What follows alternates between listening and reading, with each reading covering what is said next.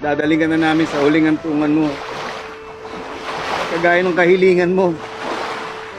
Dito ka namin dadalhin sa lugar na paborito mong puntahan nung nabubuhay ka pa.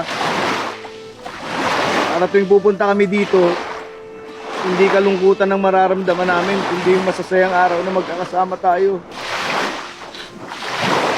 Paring Fredo, pag isinaboy namin ang abo mo, sana hindi ito magsilbing paalam. Sana ito'y magsilbing pag-alala sa ating pagkakaibigan. Paalam, paring Fredo.